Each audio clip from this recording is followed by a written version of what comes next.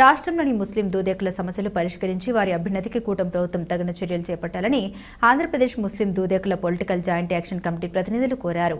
కడప నగరంలోని ప్రెస్ క్లబ్లో ఆంధ్రప్రదేశ్ ముస్లిం Dudekula political JAC కార్యవర్గాన్ని ఎన్నుకొని వారికి నియామక పత్రాలను అందించారు.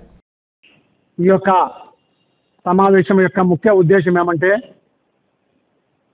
జిల్లా నలుమూల నుంచి నూరు భాషా దూదేకుల సోదరులు అదేవిధంగా మీడియా మిత్రులకు ప్రతి ఒక్కరికి కూడా పేరు పేరున నా యొక్క ధన్యవాదాలు తెలియజేసుకుంటా ఉన్నా.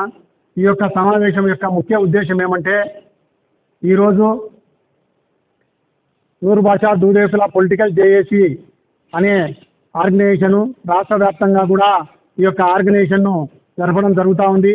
అందులో భాగంగా ఈరోజు ఈ యొక్క ప్రెస్ క్లబ్లో కార్యవర్గానితో పాటు మా యొక్క డిమాండ్స్ అనేది ఏమని చెప్పి ఈ యొక్క కార్యక్రమం జరుగుతూ ఉంది. రాష్ట్రంలో దాదాపు 20 లక్షల మంది నూరు భాషా దూదేకుల సోదరులు ఉన్నారు. ఇప్పటి వరకు కూడా మాకు ఎలాంటి రాజకీయ లబ్ధి కానీ సామాజిక గుర్తింపు కానీ ఇంతవరకు లేదని చెప్పి మేము తెలియజేసుకుంటా ఉన్నాం.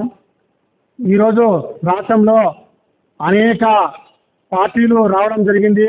ఈ యొక్క అనేక ప్రభుత్వాలు అదేవిధంగా అనేక కార్యక్రమాలు జరుగుతూ ఉన్నాయి. కానీ మాకు ఇంతవరకు కూడా అనేక మార్లు మేము ఈ యొక్క ప్రభుత్వాలకు అదేవిధంగా పార్టీలకు కూడా మా యొక్క ఉనికిని కాపాడుకునే దానికోసము అనేక కార్యక్రమాలు చేశాం. సామాజిక గుర్తింపు కోసము అనేక వినతులను అనేక పోరాటాలు చేశాం. కానీ ఇన్ని సంవత్సరాలు గడిచిన తర్వాత కూడా మాకు ఒక ఎమ్మెల్యే కానీ ఒక ఎంపీ కానీ ఒక రాజ్యసభ కానీ ఒక ఎమ్మెల్సీ కానీ లేకపోవడం చాలా బాధాకరమైన విషయం. ఎందుకంటే ఈ యొక్క సమాజంలో కనీసము ఎవరైతే మా యొక్క ఉనికి చాటుకునేదానికి మా యొక్క గోడును వినిపించుకునేదానికి మాకు చట్టసభలో అవకాశం కావాలని చెప్పి గత 20 సంవత్సరాల నుంచి 30 సంవత్సరాల నుంచి అనేక పార్టీలను అదేవిధంగా ప్రభుత్వాలను కూడా మేము వినతులు ఇవ్వడం వారి యొక్క పార్టీలకు వినిపించుకోవడం జరిగింది. కానీ మా యొక్క గోడు మా యొక్క ఆవేదన ఏ యొక్క రాజకీయ పార్టీ కూడా ఇంతవరకు వినిపించలేదు.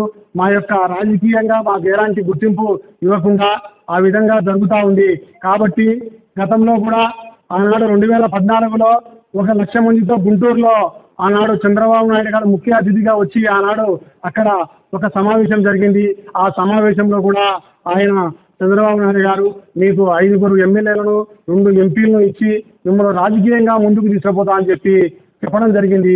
ఆ ఎన్నికలు అయిపోతానే వాటిని విస్మరించడం, మేము ఏరు దాటాక ఎల్లన్నా అనే టైపులో మమ్మల్ని పూర్తిగా పక్కన పెట్టడం జరిగింది. కానీ ఓన్లీ ఓటు బ్యాంకుగానే మేము పనికొస్తామా అని చెప్పి ఈ ప్రభుత్వాన్ని అడుగుతా ఉన్నా. మేము ఓటరుగానే ఉండాలన్నా మేము లీడర్గా పనికిరామా అని చెప్పి ఈ యొక్క కూటమి ప్రభుత్వాన్ని మేము ప్రశ్నిస్తూ ఉన్నాం. ఆనాడు అదేవిధంగా 2014 తర్వాత 2019లో కూడా తర్వాత వచ్చిన గవర్నమెంట్లో అదేవిధంగా 2019లో మన యొక్క జగన్మోహన్ రెడ్డి గారు రావడం తర్వాత అనేక చిన్న సన్న కులాలకు కూడా రాజకీయ గుర్తింపు ఇవ్వడం జరిగింది. ఆ యొక్క ప్రక్రియలో మేము కూడా ఆయన జగన్మోహన్ రెడ్డి గారి దృష్టికి సమస్యను తీసుకపోతే సానుకూలంగా స్పందించి ఆ యొక్క గవర్నమెంట్లో న్యాయం జరిగే దిశలోనే అంతలోనే గవర్నమెంట్ పోవడం తర్వాత 2024లో మళ్ళీ తెలుగుదేశం పార్టీ ఇక్కడ ఎన్నికలలో